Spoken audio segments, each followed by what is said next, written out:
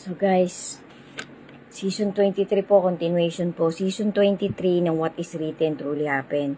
Bali part 5 po, part 5. Maraming salamat po talaga sa inyong lahat na nadadaanan ng content ko, na maiikutan ng platform ko na to. Hari nawa po talagang tapusin nyo po.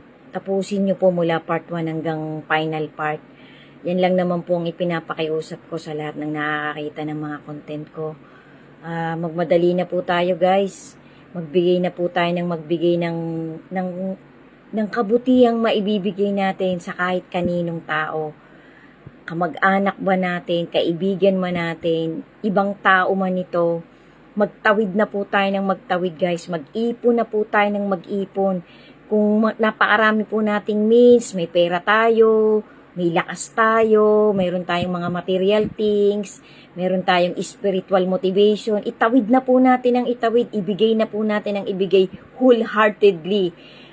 Spiritually, buong buo po nating ibigay na igino-glorify po natin yung nasa itaas, yung ating creator at ang kanyang bigatin san. Para po mailista yan ng mailista dun sa itaas na talagang lahat tayo ay nangangarap na magkaroon ng salvation. Anumang oras po, anumang araw ay maaari pong dumating, bumalik. Sa isang kisap mata, maaari pong bumalik ang ating bigatin san. Any moment po guys, siya po ay babalik na parang isang magnanakaw. Although siya po ay dumating na ng paulit-ulit dito, ito pong ultimate na pagbabalik niya ay kakaiba po ito.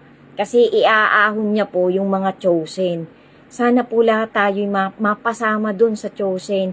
Huwag na po nating pangarapin pa na makita pa natin yung mga masasamang panginoorin, yung mga masasamang mangyayari. Sabi po dun sa isang, maitawid ko lang po to guys, bago ko po i-relate talaga yung context ng season 23 ko na to. Ito po ay isang documentary din na napanood ko, na nakasulat po talaga sa Holy Scripture. Facts po talaga. Bali may 3 misteryosong pagkamatay po na nangyari sa Holy Scripture na talagang kakaiba. Na tumawid po generation by generation na nagbigay po sa atin ng matinding motivation. So ito po yung context ko na to.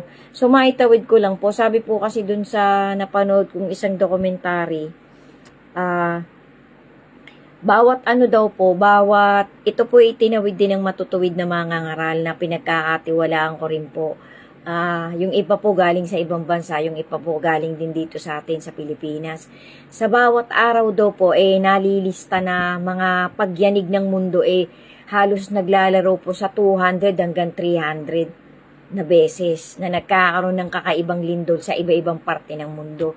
So yan po ay nakasulat din kasi ang pagbalik po talaga ng ating bigatin san ay ultimate na pagbabalik po. Sabi niya po sa kanyang mga apostol, sa mga unang tao na kanyang nakausap noong unang siglo na siya nga po nag-preach dito ng more than 3 years.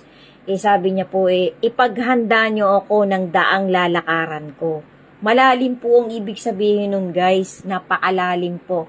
Kasi yun pong 12 apostol niya, nung inutusan niya po na bumalik po siya sa Nazareth, kasi nga po magkakaroon ng parang festivities, ilang araw pong mawawala ang ating bigatin san. Maulit ko lang po, kasi nandun na po to sa season ko. Hindi ko po tanda kung season 17 o season 15 o season 18. Pasalan nyo po yung profile ko. Thank you so much po sa inyong lahat na sumisilip ng profile ko. Napakarami ko na pong content na ginawang ganito na season. Na kahit papano po ang motivation ko po talaga makapag-boost ng faith ng bawat isa sa atin.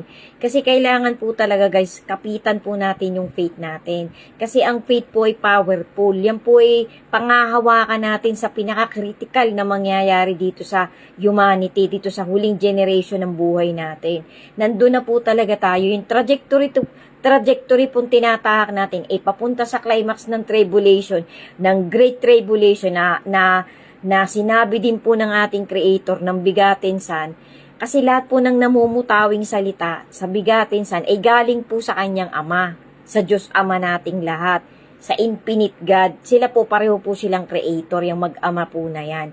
Kung ano pong ginagawa ng ama, ay yun din po ang ginagawa ng anak. Magkatuwang po sila. Ngayon, lahat po ng sinalita ay itinawid din po ng bigatinsan sa lahat ng mga taong nakakita sa kanya noong unang siglo. Ang sabi niya po, ipaghanda niyo ako ng daan sa aking pagbabalik. Malalim po yun. Sabi po nung isang matuwid na mangangaral ng huling generation natin, ang ibig sabihin daw po nun, ipaghanda siya. Ibig sabihin, gusto po ng Panginoon, makarating sa dito sa ating kinalalagyang lupa, na marami pa talagang naghihintay na matutuwid na tao sa Kanya. Yan po yung parang isa sa basic na ibig sabihin na ipaghanda niyo ako ng daan. Ang gusto po ng Panginoon, madatnan pa niya yung mga tao na talagang hinahanap siya. Na talagang ang motivation ng tao ay maging matuwid siya. Maging marangal siya. Hindi yung maligaw siya na magpakasama-sama siya. Kasi talaga pong sa huling generation ng humanity, ang tao po'y pasama pa ng pasama. Kung noong unang siglo po'y masama ang tao, ilalo pa pong pasama ng pasama. Sabi nga po sa love letter natin, Panginoon, ang maputi ay magpapakaputi pa at ang masama ay magpapakasama pa. Ang matuwid ay magpapakatuwid pa at ang liko ay magpapakaliko pa. Kasi ang Panginoon po kasi, sabi niya po kasi, kapag ikaw ay patuloy-tuloy sa paggawa ng pagtaliwa sa katuwiran ng ating Creator, ipababayaan ka ng Panginoon, pababayaan niyang mabulag ka, pababayaan niyang paniwalaan mo lahat ng kasinungalingan nung deceiver, nun nga pong masama. Kasi siya po, nagtatawid po ng deception at saka materialism itong masama. Talaga pong siya po'y nagsasama ng maisasama niya sa tormented place na kalalagyan niya in the long run. Maiksi na lang din po ang panahon ng masama bilang na lang din po yung oras niya Kaya siya po nagmamadali na. Naghahakot po siya ng maisasama niya, ng maililigaw niya. Kaya ngayon po, kahit po iikot nyo yung mga bali-balita, ang dami po ngayong nagliligaw, ligaw po sa paniniwala. Itinatakwil na po nila talaga na meron talagang creator, na meron talagang Diyos na babalik, na meron talagang Diyos na magbibigay ng verdict. Mali po yun.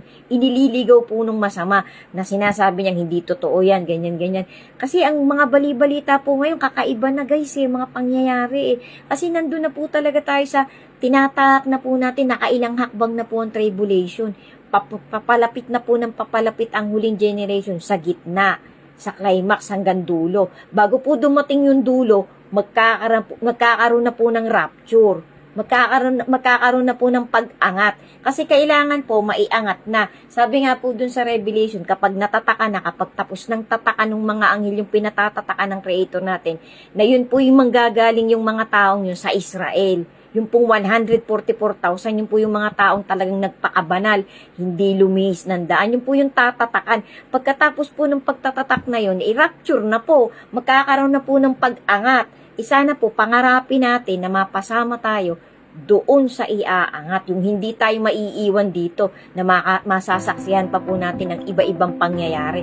Nakakatakot po yun guys. Yan po ang paghandaan natin. Huwag po tayong lumis ng lumis sa trajectory na ligaw tayo sa materialism. Although kailangan pa po natin Sabi nga po mag-stack na tayo ng maraming mga magagamit natin. Dahil bigla-bigla na lang po yung mangyayari guys. Nakaabang din po baka po magkaroon pa ng World War III. Kaya manalangin na po tayo ng manalangin.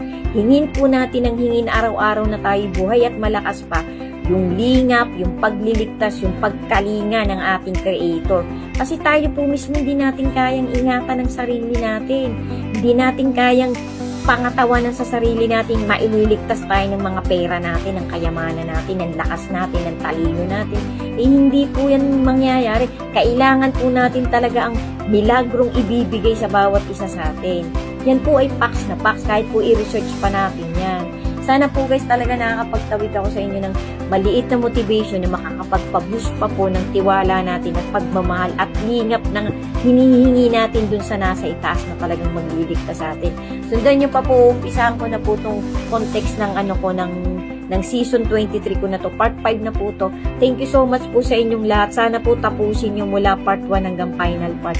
Maraming salamat po. Ingatan po nawa tayo lahat ng ating Creator at naway dagdagan niya po araw-araw ang faith ng bawat isa sa atin. Amen. God bless us all po and to God be the glory po. Sundan nyo pa po ang kasunod. Maraming salamat po talaga. Be steadfast in your faith to our Creator. Amen.